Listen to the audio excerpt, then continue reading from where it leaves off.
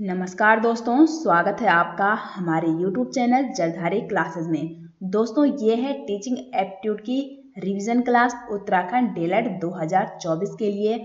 और अगर आपको उत्तराखंड डीएलएड के लिए टीचिंग एप्टीट्यूड की ई बुक या previous year paper and practice set चाहिए तो इसका लिंक आपको इस वीडियो के डिस्क्रिप्शन में मिल जाएगा, या आप सीधे गूगल पे सर्च कर सकते हैं jaldhariClasses.in।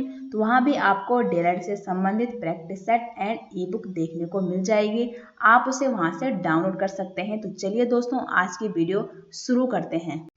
तो आज की वीडियो का फर्स्ट क्वेश्चन है, छात्र नैतिक शिक्षा को तभी ग्रहण कर सकते हैं जब क्या है, शिक्षक स्वयं उसका आचरण करें, तभी जाके बच्चे भी उसका आचरण करेंगे। ठीक है, 1 का राइट आंसर क्या है, ऑप्शन ए है। फॉर एग्जाम्पल, कोई टीचर जो है वो अपने बच्चों को डेली बोलता है कि बेटा टाइम पे आना है, स्कूल टाइम पे आना है, और खुद वो डेली क्या है, लेट होता है, तो बच्चे उसका कहना कभी नहीं मानेंगे, क्योंकि सबसे पहले जो चीज़ हम दूसरे को सिखाते हैं वो हमको पहले खुद फॉलो करने चाहिए। इसलिए ऑप्शन ए यहाँ पे होगा करेक्ट आंसर। क्वेश्चन नंबर 2 है, आप विद्यालय में छात्रों में सहयोग की भावना विकसित करने के लिए क्या करेंगे। ऑप्शन ए है, इससे संबंधित उदाहरण प्रस्तुत करेंगे।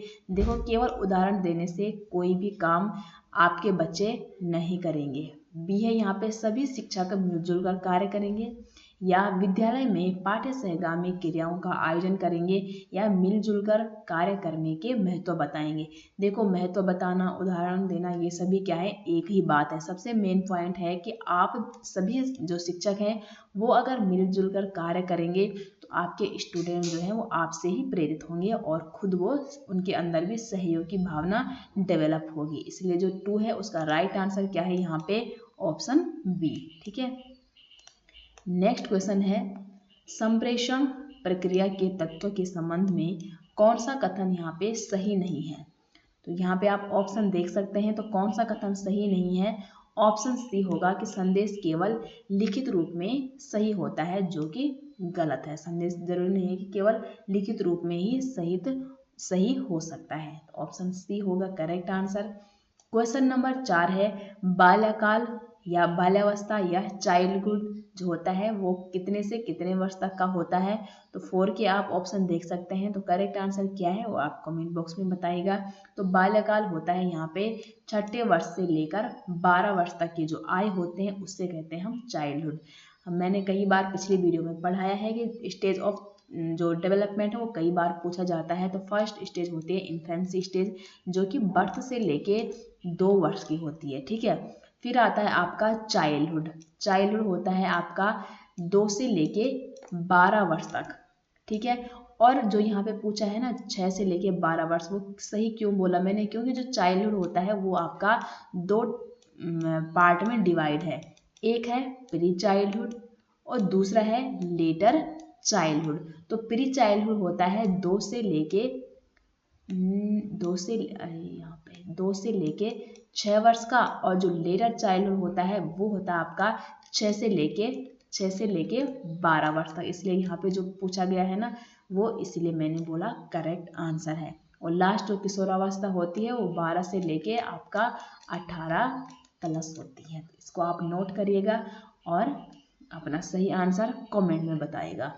क्वेश्चन नंबर 5 है, अधिगम की प्रक्रिया में योगदान देने वाले पर्यावरणीय कारक निम्नलिखित में से कौन से हैं। तो यहाँ पे सामाजिक वंशक्रम का ज्ञान हो गया, वातावरण का प्रभाव और व्यक्तित्व का विकास। यहाँ पे उपरोक्त सभी आंसर कैसे हैं, करेक्ट है क्वेश्चन नंबर 5 के। क्वेश्चन नंबर 6 है, कुछ छात्र बिना छुट्टी लिए स्कूल के दौरान स्कूल से भाग जाते हैं, इसे रोकने के लिए आप क्या करेंगे। तो सबसे पहले आप क्या है जानेंगे कि आखिर में वो स्कूल से क्या है स्कूल पूरा किए हुए बिना घर क्यों जा रहे हैं। हो सकता है वो हाफ टाइम में चले जाए या किसी भी पीरियड में वो उठ के भाग जाते हैं। तो आप इसको रोकने के लिए क्या करेंगे। तो 6 का जो करेक्ट आंसर है वो है ऑप्शन ए, यह जानने की कोशिश करेंगे कि वे ऐसा क्यों करते हैं और फिर उसका आप उपचार करेंगे। देखो, इससे रिलेटेड ना कई क्वेश्चन पूछते हैं कि आपकी कक्षा में अगर कोई बच्चा अनुपस्थित है तो आप क्या करेंगे, या आपकी कक्षा में कोई बच्चा सो रहा है तो आप क्या करेंगे, और उसको समझ में नहीं आ रहा तो आप क्या करेंगे, कई सारे इससे रिलेटेड क्वेश्चन पूछे जाते हैं, तो सबका आंसर एक ही है कि सबसे पहले आपने क्या है, कारण जानना है कि आखिर में वो सो भी रहा है तो क्यों सो रहा है, लेट आ रहा तो क्यों लेट आ रहा, अगर मेरे पीरियड में वो टाइम पे नहीं आता है या absent है, इन सभी का आपने पहले कारण जानना है, ना कि आपने सीधा डंडा उठा के उनकी धुलाई करनी है। ठीक है।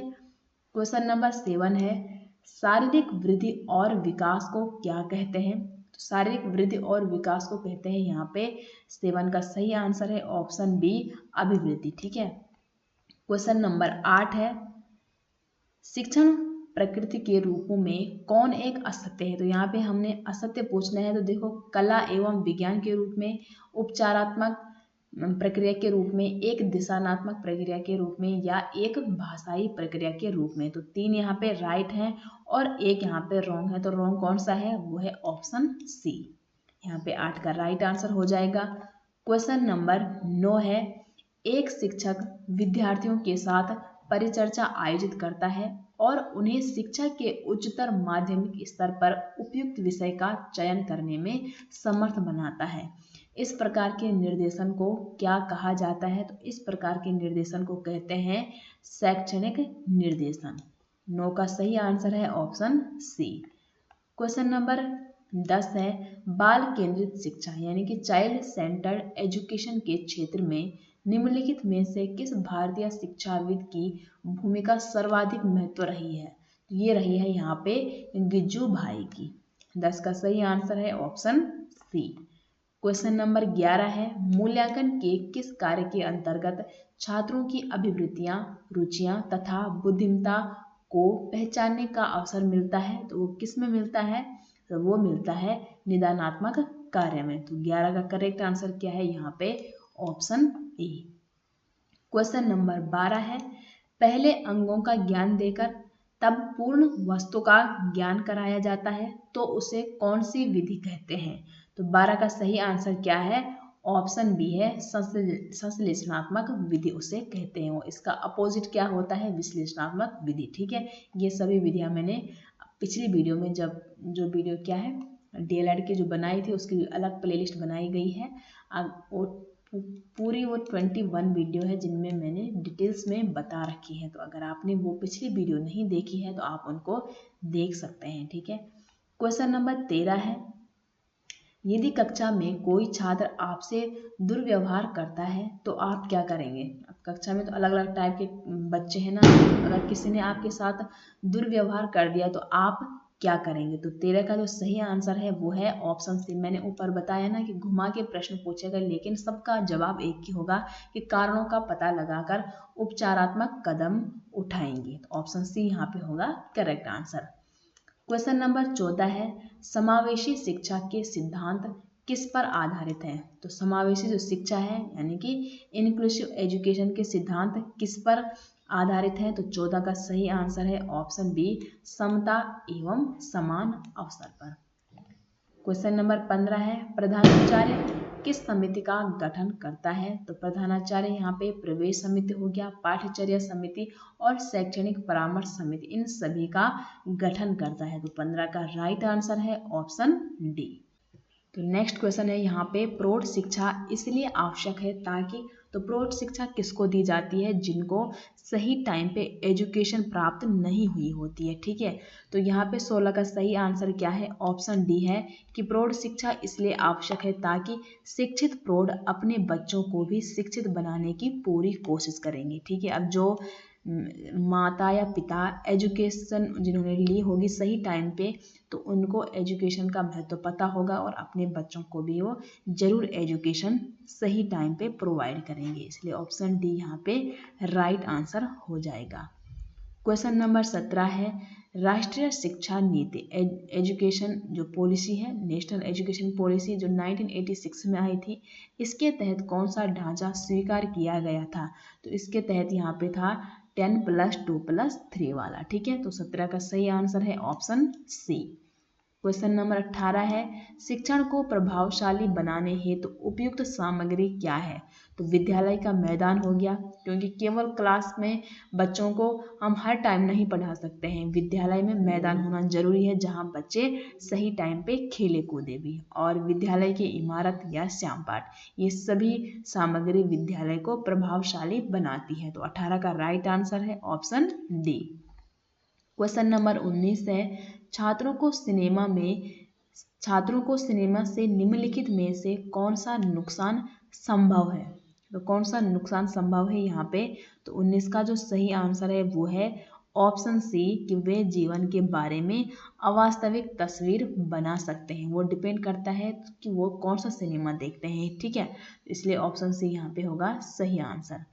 क्वेश्चन नंबर 20 है, ऐसी शिक्षा जिसे माध्यमिक स्तर की शिक्षा के पश्चात ग्रहण की जाती है वो क्या कहलाती है? तो माध्यमिक स्तर की शिक्षा के बाद हम कौन सी शिक्षा ग्रहण करते हैं? तो 20 का सही आंसर है ऑप्शन बी, उच्च शिक्षा, ठीक है। क्वेश्चन नंबर 21 है, भारत पढ़े ऑनलाइन कार्यक्रम क्या है? तो भारत पढ़े ऑनलाइन कार्यक्रम क्या है? ये एक आयुष कवच है। तो 21 का सही आंसर है ऑप्शन ए।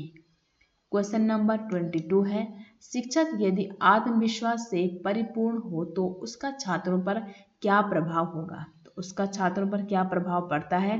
तो यहाँ पे क्या है सही आंसर, कि उसमें साहस और कार्य करने की इच्छा शक्ति पैदा होती है। अब जिस टीचर को पूरा कॉन्फिडेंस होगा अपने विषय में, अपनी नॉलेज में, और तब जाके वो क्लास में जाएगा तो उसका ऑरा ही कुछ और होगा, और कार्य करने की उसमें इच्छा होगी ना। अब जो चीज़ हमको ढंग से आती है उस चीज़ को करने में हमको बड़ा मज़ा आता है। तो इसलिए ऑप्शन डी यहाँ पे सही आंसर हो जाएगा। तो नेक्स्ट क्वेश्चन है, जटिल समस्याएं आपको प्रेरित करती हैं? तो जटिल समस्याएं आपको हमेशा आत्मविश्वास पैदा करने के लिए प्रेरित करती है। तो 23 का राइट आंसर है ऑप्शन ए। क्वेश्चन नंबर 24 है, व्यक्तिगत भिन्नताओं के आधार पर समावेशी शिक्षा के अंतर्गत बालकों का विभाजन कितने भागों में किया गया है? तो यहाँ पे कितने भागों में किया गया है? इसका करेक्ट आंसर है ऑप्शन ए, 3 भागों में। तो नेक्स्ट क्वेश्चन है, विद्यालय आधारित आकलन या असेसमेंट मुख्य रूप से किस सिद्धांत पर आधारित है? तो ये किस सिद्धांत पर आधारित है? तो ऑप्शन जो बी है वो होगा 25 का सही आंसर, की बाह्य परीक्षाओं की अपेक्षा शिक्षक अपने शिक्षार्थियों की क्षमताओं को बेहतर जानते हैं। नेक्स्ट क्वेश्चन है, विद्यालय का वातावरण सुगंधित और प्रदूषण रहित रखने हेतु क्या करना चाहिए? तो ऐसे में आपको क्या करना चाहिए अगर आप चाहेंगे कि आपका जो विद्यालय है उसका वातावरण अच्छा, सुगंधित और प्रदूषण रहित हो? तो ऐसे में आपको बगीचे लगाने चाहिए। तो 26 का सही आंसर क्या है? ऑप्शन बी है। क्वेश्चन नंबर 27 है, मौखिक संप्रेषण का लाभ क्या है? तो जो मौखिक संप्रेषण का लाभ है वो क्या है यहाँ पे? तो ये शीघ्र संचार हो गया, अवलंब, प्रतिपुष्टि या गोपनीय, ये सभी लाभ होते हैं मौखिक संप्रेषण के। तो डी होगा 27 का राइट आंसर। क्वेश्चन नंबर 28 है, कल्पना के विकास के लिए क्या करना चाहिए? तो कल्पना के विकास के लिए आपको क्या करना चाहिए? तो यहाँ पे इंद्रियों को प्रशिक्षित किया जाना चाहिए, कहानी का वर्णन किया जाना चाहिए, और रचनात्मक प्रवृत्तियों की विकास पर ध्यान दिया जाना चाहिए। तो अर्थात उपरोक्त सभी गतिविधियां यहाँ पे क्या हो जाएंगी? सही हो जाएंगे क्वेश्चन नंबर 28 की। क्वेश्चन नंबर 29 है, भौगोलिक स्थिति, स्थानों के मध्य की दूरी एवं वैश्विक जलवायु का अध्ययन करने हेतु किसे एक महत्वपूर्ण सामग्री माना जाता है? तो किसे माना जाता है? तो एक मानचित्र एवं ग्लोब को। तो 29 का ए होगा सही आंसर। तो आज की वीडियो का लास्ट क्वेश्चन है, छात्रों को गणित शिक्षण में कैलकुलेटर का प्रयोग नहीं करने देना चाहिए, क्योंकि इससे क्या होता है कि अगर आप अपने बच्चों को गणित के सवाल कराते हैं और आपने उनके पास क्या है कैलकुलेटर भी दे दिया, तो अपने माइंड का यूज़ कभी नहीं करेंगे, और इससे क्या होगा? तो इससे उसकी अभ्यास शक्ति कम हो जाएगी और वह आगे नहीं सीख पाएगा। तो इसलिए 30 का सही आंसर क्या है? ऑप्शन सी हो जाएगा। और अगर आप अभी उसको कैलकुलेटर की आदत पड़ जाएगी तो वो फिर एग्ज़ाम में जब जाएगा ना, उसके पेपर होंगे तो उसको फिर कुछ भी कैलकुलेटर वो खुद अपने माइंड से नहीं कर पाएगा, और एग्ज़ाम हॉल में तो उसके पास कैलकुलेटर होगा ही नहीं, तो इससे वो आगे कभी नहीं सीख पाएगा।